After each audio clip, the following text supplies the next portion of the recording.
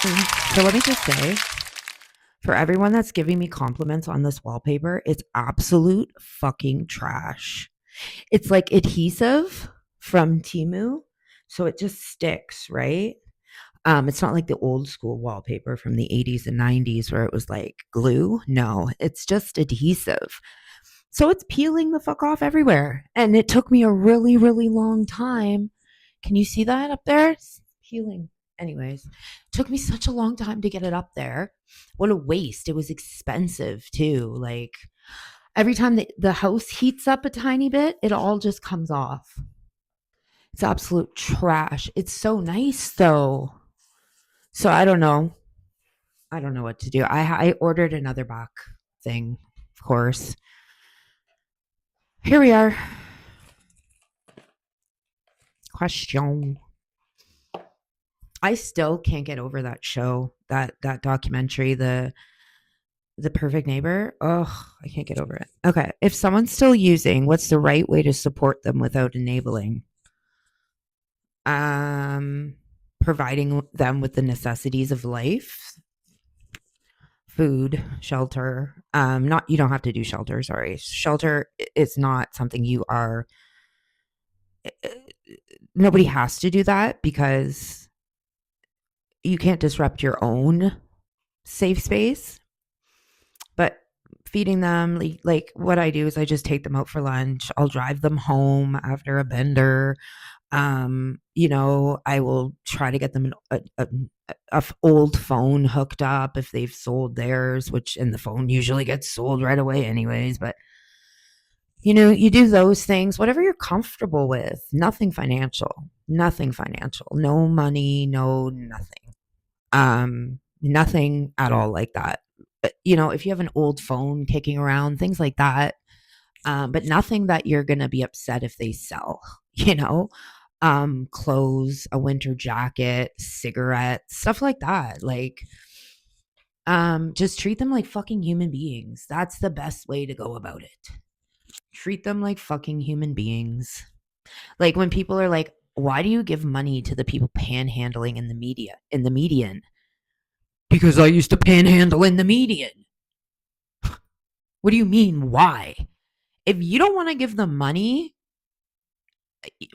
I find it funny when people are like, "Well, I don't give them money. I just buy them food." Good for you. Good for you. That's that's the stigma to me that you guys are reinforcing because I don't care about the toonie or the $5. I think it's insulting when people are like, "Oh no, I just go and buy them food." Why though? Because they're not human beings like you and you can't trust them to have money. Like you're not enabling them. Like I'm sorry, your toonie is not enabling them. It's like ugh, I can't. And people disagree with me. People have disagreed with me a lot when it comes to that. I will give them money and food. Bitch, I took the shoes off my feet once while I was driving. Um, so I once I give them the $5, I don't give a fuck. I will say I don't want to see you on an obituary card. Don't buy fentanyl. I'll say that straight up to them. Half of them I know. You know what I mean? A lot of them, like one guy, I see him all the time in the median.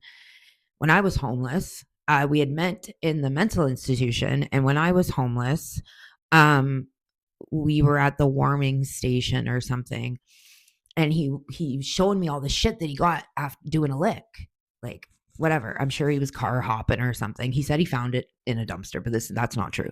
But he's showing me all the shit, and he's like, "Check out this laptop." And I was like, "Fuck, bro!" We had just gotten a room. Like we were renting this like roach infested, rat infested rooming house, crackhead house. Like it was bad. It was a bad. It's tore down now. There was a big hole in the floor.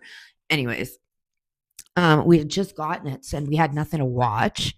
So I was like, oh my God, I love that. That's dope. Like, if you have that when I get my check, can I buy it off you? And he looked at me and he said, I knew I was going to give it to you the minute I saw your eyes when you saw it. Cause I was like, oh, you know? And I said, bro, I'll give you $150. on check. Just hold on to it. Bro, did this guy not give it to me and never come back for the money or never asked for the money? I had seen him many times and he's never asked me for the money. So when I became me and I'm years in recovery, every single time I see him, I'm giving him money and fucking food and cigarettes and weed and whatever the fuck else I got on me. Because, sorry, that's just I don't know, man. But even with people that I don't know and they like that we know each other from the street, like this one guy, I went to high school with him and he's very mentally ill and he's unhoused and he's addicted. And I always see him just alone. Even when I was out there on the streets, I always seen him alone. I'll call him P. So I see P and I haven't seen P in a really long time. And it's kind of making me nervous because I have not seen P in quite some time. But the last time that and we don't know each other, we just remember being in the same law class in grade 11. And I know his name and he knows my name, but we don't really know each other because he doesn't talk and he's always by himself. But when I see him, I will give him whatever the fuck is in my car when he's panhandling in the median because no, that's my people.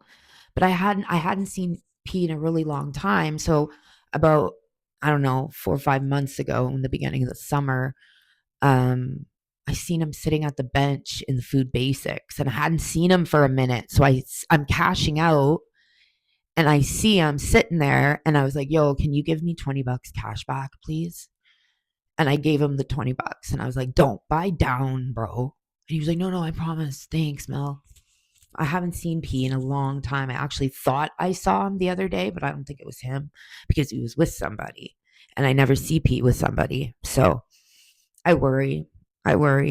But this just reminded me that I got to look for P. Yeah, anyways. Next question.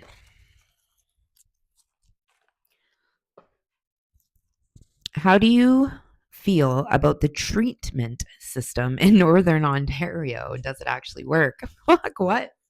What treatment system? What?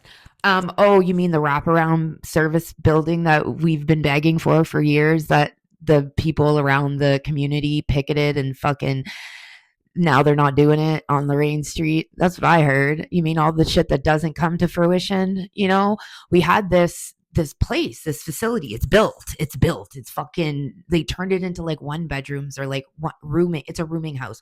So now anyways. I'm not gonna get into it. This place. I don't know how many more white crosses we need. How many more white crosses do we need? And now we're just sending all the homeless to Energy Court because a nonprofit leased the land, it was the safe injection site for a minute, and then that got shut down, and like now it's a warming station, and that's like a community. So the city is sending all the homeless people to Energy Court. So it's like the non-official because it's got washrooms and whatever, right? And a place that's heated for our bitter cold Northern Ontario winters where people literally die in tents every year downtown. So I don't think it's working. I don't think it's working. I'm not going to call it the liberal catch and release because I think that's ignorant as fuck. But the catch and release, people getting out on bail all the time when they have a pattern of behavior of addiction crimes. You know what I mean? Like you're not helping nobody. You know what I mean, bro? So, I know people are like, nobody gives a fuck until it hits their backyard, until it's one of their loved ones that are unhoused on the streets. Until then, they don't give a fuck. They don't give a fuck.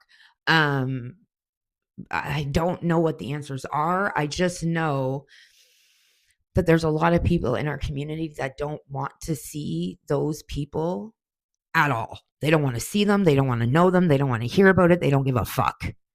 So when we get this big building, and this is just a rumor that I heard from a guy that lived across the street from this building on Lorraine. So for years, this big wraparound service thing was being built. It's a huge building of 1 one room, like they're one bedrooms, I think, or not one bedrooms, but they're rooms. And you can live there and you can get addictions help and mental health help and unhoused fucking help and like just all the wraparound services in one fucking facility because we don't have that for men. We don't have nothing for men. Let's be real. We have one rehab and one fucking sober living house. And our city is anyways, we are in an epidemic of substance abuse, right? So I don't even think we have a homeless shelter for men anymore because they closed the Salvation Army down. I don't know if Out of the Cold is even open. Like every year, people have to brace to see if we're going to get these services again so these people don't freeze in the cold in the winter. I was fortunate when I was unhoused, I was on the streets and I used the Out of the Cold shelter. And you could sleep there because you can't sleep at the warming stations. You'll be falling. I was pregnant and I'd be falling asleep and they'd be like, Mel, you can't sleep here, Mel. Well, what's the fucking alternative, bro? You want me to go outside? Anyways, so I was fortunate. I had the Out of the Cold. I don't even know because these services aren't guaranteed every winter. It's exhausting. Because when we get services like Lorraine Street, so listen, I meet this dude. I end up back at his house. It's right across the street from this building that was built on Lorraine Street that I was so excited for our community to get, right? So I'm with this dude. His roommate and I are having a smoke outside and we start talking about the building. And these guys are fucking conservative, just blue collar, I'm not going to call them bum ass bitches, but they're fucking losers, okay? You don't give a fuck about human life, do ya?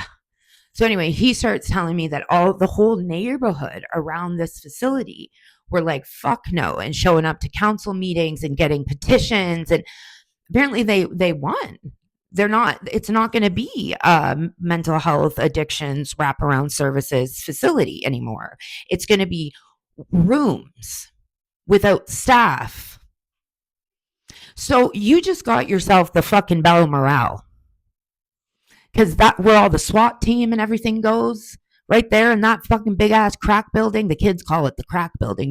You're going to get a Bell Morale now right across the street from your house. You don't think it's better that there would be staff there, bruh? You don't think that's smarter? No. You deserve what you get, Holmes. You deserve what you get. Learn how to administer Narcan. That's all I'm going to say. Learn how to fucking get real used to administering Narcan, if you will, because you're a fucking clown ass bitch who fucking made a petition to get rid of a wraparound services facility in a fucking community that is struggling and suffering under a fentanyl epidemic. So much that we have 300 plus white crosses that signify every single overdose death, and most people aren't there. And there's hundreds. You're a fucking clown ass bitch. Don't tell me for a second you fucking give a shit about people, bro. You give a fuck about yourself until it's your kid struggling with addiction. Oh, this shit pisses me off. So anyways, losers. That's the shit we deal with. I have a friend, follows me on TikTok, I think. A girl that I met online. I shouldn't call her a friend. I don't really even know her. But she did a whole bunch of work in Kirkland Lake, which is another northern Ontario town. And they picketed and protested and, did all this shit to get a rehab there. Because we're all struggling. All of us are struggling. The leading cause of death in Ontario, or even it's from 35 to fucking 45 or some shit. It's overdose. Our overdose rate has went up almost 200% over the last 5 years. You don't care? Not about it? Cool. Next. I hate people, bro. I hate people. How do you celebrate milestones when they remind you of everything you lost? Bro, let me just say, every single milestone that I hit, I will celebrate. Because I shouldn't even be here.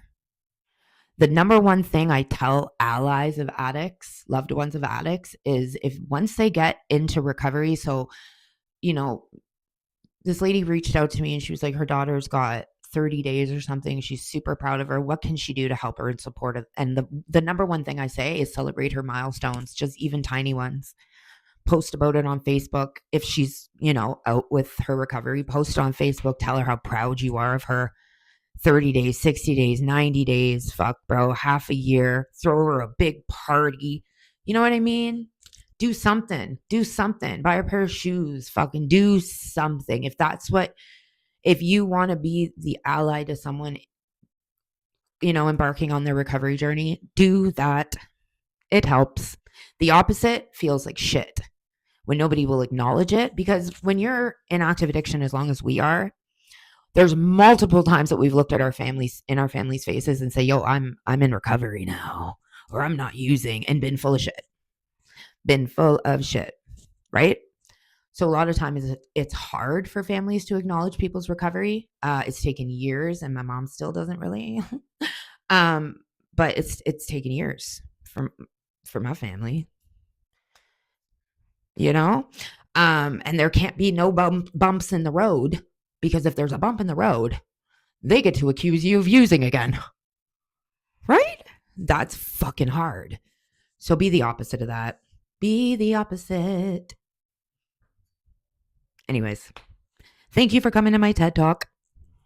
Okay, and I just have to add, so I'm editing that little episode, and I get to the part about the transitional housing on Lorraine Street. So I Google it, right? Because I want to make sure I'm right. And okay, so the residents around that area, okay, they protested it and showed up to city council meetings and all the meetings for this multi-million dollar transitional housing program that would save lives.